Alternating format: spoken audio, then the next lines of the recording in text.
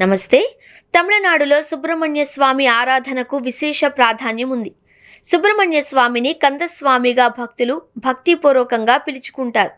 అలాంటి మహిమాన్విత ఆలయాలలో ఒకటి కాళీపట్టి కందస్వామి ఆలయం. ఈ ఆలయానికి వెళ్లి స్వామివారిని దర్శించుకున్న అవివాహితులకు త్వరగా పెళ్ళవుతుంది అని విశ్వాసం ఉంది. తమిళనాడు రాష్ట్రంలో అనేక ప్రాచీన ఆలయాలు ఉన్నాయి.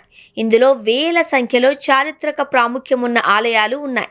అందుకే తమిళనాడును భారతదేశంలో ఆలయాల రాష్ట్రంగా పిలుస్తారు.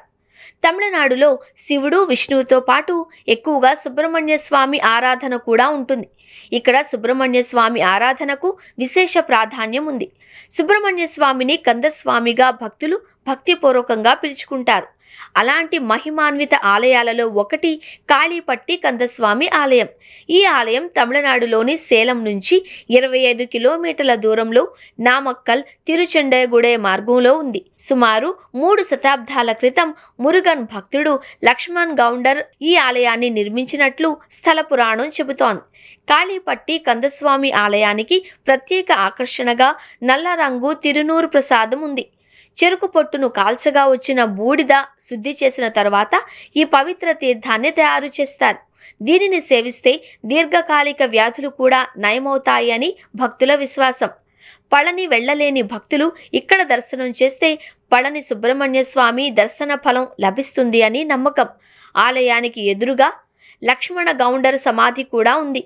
ప్రతి మంగళవారం దీపోత్సవం కన్నుల పండుగగా జరుగుతుంది. తైపూసం పండుగ సమయంలో భారీగా జరిగే పశువుల సంత దేశంలోనే అతిపెద్దదిగా పేర్కొంది. అవివాహితులు మంగళవారం దీపోత్సవంలో దీపం వెలిగిస్తే త్వరగా వివాహం జరుగుతుంది అని, మంచి సంబంధం దొరుకుతుంది అని భక్తుల ప్రగాఢ విశ్వాసం.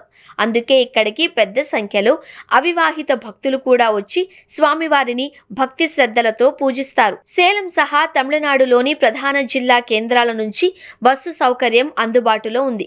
భక్తులు కాళీపట్టి కందస్వామిని దర్శించి మహిమాన్విత తిరునూరు ప్రసాదాన్ని స్వీకరించి ఆయురారోగ్యాలను పొందుతారు. అంతేకాకుండా తమ కోరికలను నెరవేర్చమని స్వామివారిని వేడుకుంటారు.